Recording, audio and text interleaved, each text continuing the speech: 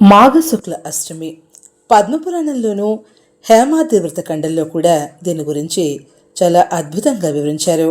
భీష్మాష్టమి రోజున భీష్మునికి తిలాంజలి ఇచ్చేటువంటి వారికి సంతాన ప్రాప్తి కలుగుతుంది. దీనివల్ల భీష్ముడు ఈ రోజునే మరణించినట్లుగా తెలుస్తోంది. మహాభారతంలో కూడా ఈ దినమే భీష్ముని నిర్యాణ దినంగా చెప్పబడింది. భీష్మాష్టమి అతి పవిత్రమైనటువంటి రోజుగా స్మృతి కౌస్తుభం వివరిస్తోంది. ఈనాడు భీష్మునికి తర్పణం విడవాలని తిథితత్వం తెలియజేస్తుంది. భీష్మాష్టమి రోజు భీష్మునికి శ్రాద్ధము తర్పణము చేసినటువంటి వారికి సంవత్సర పాపం నశిస్తుందంటారు. నిజానికి భీష్ముని పేరు దేవవ్రతుడు. తండ్రి కోసం భీష్ణమైనటువంటి ప్రతిజ్ఞ పట్టాడు. అప్పటి నుంచి ఇప్పటి వరకు కూడా గట్టి పట్టుకు భీష్మ ప్రతిజ్ఞ అనేటువంటి నానుడి చెల్లుతూ వస్తోంది.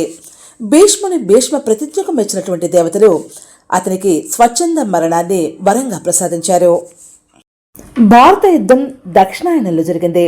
దక్షిణాయనంలో ప్రాణం వదలడానికి ఇష్టం లేక ఉత్తరాయణం వచ్చే వరకు అంపసైపై పరుండి భీష్మాష్టమి నాడు ప్రాణాలు వదిలాడు.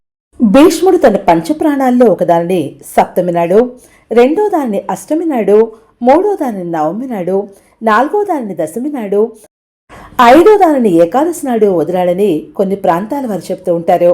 కానీ పలు గ్రంథాల్లో మాఘశుద్ధాష్టమి భీష్మ నిర్యాణ దినంగా చెప్పబడి ఉంది. Subscribe Chaganti multi Telugu.